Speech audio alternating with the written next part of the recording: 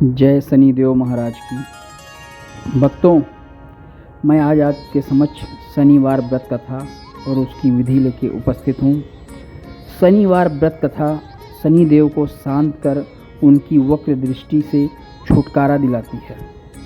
शनिदेव की व्रत कथा पढ़ने से बिगड़े काम बनने लगते हैं। कहते हैं कि सूर्यपुत्र शनि ग्रहों में न्यायाधीश हैं, अर्थात वे सबको उनमें कर्मों का फल प्रदान करते हैं। उनकी कृपा से कार्यों में सरलता पूर्वक सुपरिणाम मिलने लगते हैं और विघ्न बाधाओं से छुटकारा मिलता है। शनिवार व्रत की विधि आप सबके समक्ष है। इस दिन विधि विधान से शनि देव की पूजा होती है। काला तिल, काला वस्त्र, तेल, उड़द आदि शनि को बहुत प्रिय हैं, इसीलिए इनके द्वारा शनि देव की पूजा होनी चाहिए। शनि की दशा के नकारात्मक फल को दूर करने के लिए अथवा उनकी वक्र दृष्टि से बचने के लिए व्रत किया जाता है। इस दिन शनि चालीसा या शनि स्तोत्रम का पाठ भी विशेष लाभदायक सिद्ध होता है। भक्तों, अब आइए हम आपको शनि महाराज की व्रत कथा के बारे में बताते हैं। मान्यता है कि शनिवार व्रत कथा का पाठ करने से शनि देव प्रसन्न होते हैं और उनसे संबंधित सभी परेशानियों का अंत हो जाता है। जिसकी कुंडली में शनि नकारात्मक परिणाम दे रहा हो और काम देर से होते हों या बनते काम बिगड़ जाते हों, उन्हें उपवास सहित शनिवार व्रत कथा का पाठ अवश्य करना चाहिए। एक समय सूर्य, चंद्रमा, मंगल, बुध, बृहस्पति, शुक्र और शनि, राहु और केतु इन ग्रहों में आपस में झगड़ा हो गया कि हम सब में सबसे बड़ा कौन है। सब अपने आप को बड़ा कहते थे। जब आप में कोई निश्चय न हो सका तो सबके सब आपस में झगड़ते हुए इंद्र के पास गए और कहने लगे कि आप सब देवताओं के राजा हो, इसीलिए आप हमारा न्याय करके बतलाओ कि हम 9 ग्रहों में सबसे बड़ा कौन है। राजा इंद्र इनका प्रश्न सुनकर घबरा गए और कहने लगे, मुझ में यह सामर्थ्य नहीं है जो किसी को बड़ा या छोटा बतलाऊं। मैं अपने मुख से कुछ नहीं कह सकता हूँ। हाँ, एक उपाय हो सकता है। इस समय पृथ्वी का राजा विक्रमादित्य दूसरों के दुखों का निवारण करने वाला है, इसीलिए तुम सब मिलकर उन्हीं के पास जाओ, वहीं तुम्हारे दुखों का निवारण करेंगे। ऐसा वचन सुनकर सभी ग्रह देवता चलकर भूलोक में राजा विक्रमादित्य की सभा में जाकर उपस्थित हुए और अपना प्रश्न राजा के सामने रखा। राजा उनकी बात सुनकर बड़ी चिंता में पड़ गए। मैं अपने मुख से किसको बड़ा और किसको छोटा बतलाऊं? जिसको छोटा बतलाऊंगा वही क्रोध करेगा। परंतु उनका झगड़ा निपटाने के लिए एक उपाय सोचा कि सोना, चांदी, कांस, पीतल, सीसा, रांगा, जस्ता, अभ्रक और लोहा 9 धातुओं के 9 आसन बनाए। सब आसनों को क्रम से, जैसे सोना सबसे पहले, लोहा सबसे पीछे बिछाया गया। इसके पश्चात राजा ने सूर्य जी, चंद्रमा जी आदि सब 9 ग्रहों से कहा, आप सब अपने अपने सिंहासनों पर बैठिए। जिसका आसन सबसे आगे वह सबसे बड़े और जिसका आसन सबसे पीछे वह सबसे छोटा जानिए। क्योंकि लोहा सबसे पीछे था और वह शनिदेव का आसन था, इसलिए शनिदेव ने समझ लिया कि राजा ने मुझको सबसे छोटा बना दिया। इस पर शनि को बड़ा क्रोध आया और कहा कि तू मेरे पराक्रम को नहीं जानता।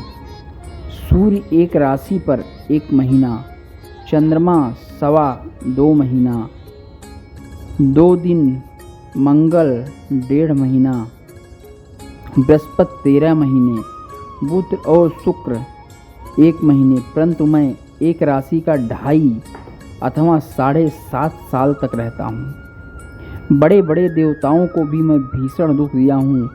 राजन सुनो, श्री राम जी को 7.5 आई और वनवास हो गया और रावण पर आई तो राम ने लक्ष्मण को सेना लेकर लंका पर चढ़ाई कर दी, रावण के कुल का नाश कर दिया। राजा अब तुम सावधान रहना। राजा कहने लगा कि जो कुछ भाग्य में होगा देखा जाएगा। उसके बाद अन्य ग्रह तो प्रसन्नता से साथ चले गए, परंतु शनि देव बड़े क्रोधी के साथ वहाँ से सिधारे। कुछ काल व्यतीत हो जाने पर जब राजा को 7.5 की दशा आई तो शनिदेव घोड़ों के सौदागर बनकर अनेक सुंदर घोड़ों के सहित राजा की राजधानी में आए। जब राजा ने सौदागर के आने की खबर सुनी तो अश्वपाल को अच्छे अच्छे घोड़े खरीदने की आज्ञा दी। अश्वपाल ऐसी अच्छी नस्ल के घोड़े देखकर और उनका मूल्य सुनकर चकित हो गया और तुरंत ही राजा को खबर दी। राजा उन घोड़ों को देखकर एक अच्छा सा घोड़ा चुनकर सवारी के लिए चढ़ा। राजा घोड़े की पीठ पर चढ़ते ही घोड़ा जोर से भागा। घोड़ा बहुत दूर एक जंगल में जाकर राजा को छोड़कर अंतर्ध्यान हो गया। उसके बाद राजा विक्रमादित्य अकेला जंगल में भटकता फिरता रहा। बहुत देर के पश्चात राजा ने भूख और प्यास से दुखी होकर भटकते भटकते एक ग्वाले को देखा। ग्वाले ने राजा को प्यास से व्याकुल देखकर पानी पिलाया। राजा की उंगली में एक अंगूठी थी, वह उसने निकालकर प्रसन्नता के साथ ग्वाले को दे दी और शहर की ओर चल दिए। राजा शहर में पहुंचकर एक सेठ जी के दुकान पर जाकर बैठ गया और अपने को उज्जैन का रहने वाला तथा अपना नाम बीका बतलाया। सेठ ने उसको कुलीन मनुष्य समझकर जल दिया। भाग्यवश उस दिन सेठ की दुकान पर बिक्री बहुत अधिक हुई। तब सेठ उसको भगवान पुरुष समझकर भोजन कराने के लिए अपने साथ ले गया। भोजन करते समय राजा ने आश्चर्य की बात देखी कि खूंटी पर हार लटक रहा है और वह खूंटी उस हार को निगल रही है। भोजन के पश्चात कमरे में आने पर जब सेठ कमरे में हार ना मिला तो सबने यही निश्चय किया कि सिवाय बीका के और कोई इस कमरे में नहीं आया, अतः अवश्य ही उसी ने हार चोरी किया है। परंतु बीका ने हार लेने से मना कर दिया। इस पर 5-7 आदमी इकट्ठा होकर उसको फौजदार के पास लाए। फौजदार ने उसको राजा के सामने उपस्थित कर दिया और कहा कि ये आदमी तो भला प्रतीत होता है, चोर मालूम नहीं होता, परंतु सेठ का कहना है कि इसके सिवाय कोई घर में नहीं आया, अवश्य ही चोरी इसी ने की है। तब राजा ने आज्ञा दी कि इसके हाथ पैर काटकर चौरंगिया किया जाए। राजा की आज्ञा का तुरंत पालन किया गया और बीका के हाथ पैर काट दिए गए। इस प्रकार कुछ काल व्यतीत होने पर एक तेली उसको अपने घर ले गया और कोल्हू पर उसको बिठा दिया। बीका उस पर बैठा हुआ जवान से बैल हाँकता रहता। शनि की दशा समाप्त हो गई और एक रात को वर्षा ऋतु के समय वह मल्हार राग गाने लगा। उसका गाना सुनकर उस शहर के राजा की कन्या उस राग पर मोहित हो गई और दासी को खबर लाने को भेजा कि शहर में कौन गा रहा है। दासी सारे शहर में फिरती फिरती क्या देखती है कि तेली के घर चौरगिया राग गा रहा है। दासी ने महल में आकर राजकुमारी को सब वृतांत सुना दिया। बस उसी क्षण राजकुमारी ने अपने मन में यह प्रण कर लिया, चाहे कुछ हो मैं उसी चौरगिया के साथ विवाह करना है। शनि की कथा में आगे वर्णन है कि प्रातःकाल होते ही जब दासी ने राजकुमारी को जगाना चाहा तो राजकुमारी अनशन व्रत लेकर पड़ी रही। तब दासी ने रानी के पास जाकर राजकुमारी के न उठने का वृत्तांत कहा। रानी ने तुरंत ही वहां पर आकर राजकुमारी को जगाया और उनके दुख का कारण पूछा। तो राजकुमारी ने कहा, माता, मैं यह प्रण कर लिया है कि तेली के घर जो चौरगिया है उसी के साथ विवाह करूंगी। माता ने कहा, पगली, यह क्या बात कर रही है? तुझको किसी देश के राजा के साथ परायण जाएगा। कन्या ने कहा कि माताजी, मैं अपना प्रण कभी नहीं तोड़ूंगी। माता ने चिंतन होकर यह बात राजा को बताई। तब महाराज ने भी आकर यह समझाया कि मैं अभी देश देशांतर में अपने दूत भेजकर सुयोग रूपवान एवं बड़े से बड़े गुणी राजकुमार के साथ तुम्हारा विवाह कराऊंगा। ऐसी बात तुमको कभी नहीं विचारनी चाहिए। कन्या ने कहा, पिताजी, मैं अपने प्राण त्याग दूंगी परंतु दूसरे से विवाह नहीं करूंगी। इतना सुंदर राजा ने क्रोध में कहा, तेरे भाग्य में ऐसा ही लिखा है तो जैसी तेरी इच्छा वैसे ही कर। राजा ने तेली को बुलाकर कहा, तेरे घर में जो चौरगिया है उसके साथ मैं अपनी कन्या का विवाह करना चाहता हूँ। तेली ने कहा, यह कैसे हो सकता है? कहाँ आप हमारे राजा और कहाँ मैं एक तेली। परंतु राजा ने कहा कि भाग्य लिखे को कोई नहीं टाल सकता। अपने घर जाकर विवाह की तैयारी करो। राजा ने उसी समय तोरण और वंदनवार लगवाकर अपनी राजकुमारी का विवाह चौरगिया विक्रमादित्य के साथ कर दिया। शनि व्रत कथा के अनुसार रात्रि को जब विक्रमादित्य और राजकुमारी महल में सोए तो आधी रात को शनि देव ने विक्रमादित्य के स्वप्न में दिया कि राजा, कहो मुझको छोटा बतलाकर तुमने कितना दुख उठाया। राजा ने क्षमा मांगी।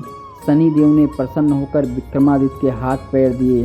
तब राजा ने कहा, महाराज, मेरी प्रार्थना स्वीकार करें। जैसा दुख आपने मुझे दिया ऐसा और किसी को ना दें।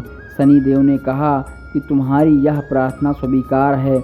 जो मनुष्य शनिवार व्रत कथा सुनेगा या कहेगा उसको मेरी दशा में कभी किसी प्रकार का दुख नहीं होगा, और जो नित्य मेरी ध्यान करेगा या चींटियों को आटा डालेगा उसके सब मनोरथ पूर्ण होंगे। इतना कहकर शनिदेव अपने धाम चले गए।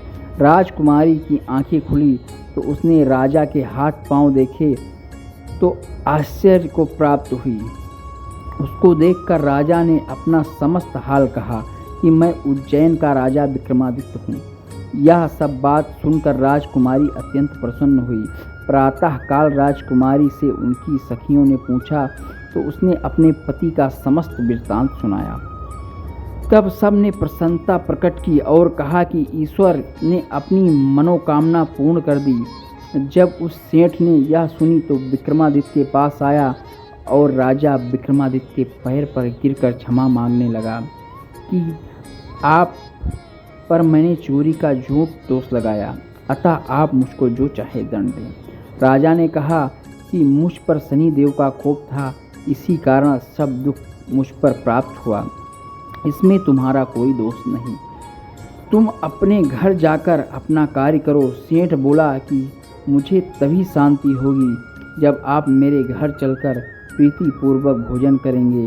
राजा ने कहा कि जैसी आपकी मर्जी हो वैसे ही। सेठ ने अपने घर जाकर अनेक प्रकार के सुंदर भोजन बनवाए और राजा विक्रमादित्य को प्रीतिभोज दिया। जिस समय राजा भोजन कर रहे थे, एक अत्यंत आश्चर्य की बात सबको दिखाई दी कि जो खूंटी पर पहले हार निगल गई थी वह हार उगल रही है। जब भोजन समाप्त हो गया तो सेठ ने हाथ जोड़कर बहुत खुशी मोहरे राजा को भेंट की और कहा कि मेरे श्री कंवर नाम का एक कन्या है, उसका परिग्रहण आप करें। इसके बाद सेठ ने अपनी कन्या का विवाह राजा के साथ कर दिया और बहुत सा धन दहेज दिया। इस प्रकार कुछ दिनों तक वह निवास करने के पश्चात विक्रमादित्य ने शहर के राजा से कहा कि अब मेरी उज्जैन जाने की इच्छा है। फिर कुछ दिन के बाद विदा लेकर राजकुमारी भवानी सेठ की कन्या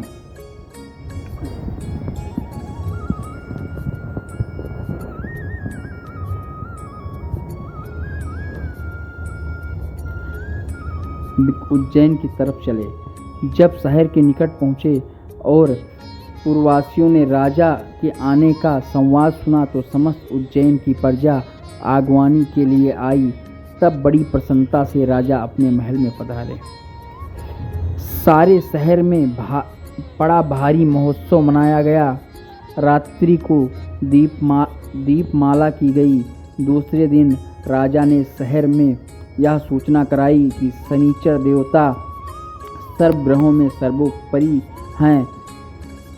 मैंने इनको छोटा बतलाया, इसी कारण मुझको दुख प्राप्त हुआ।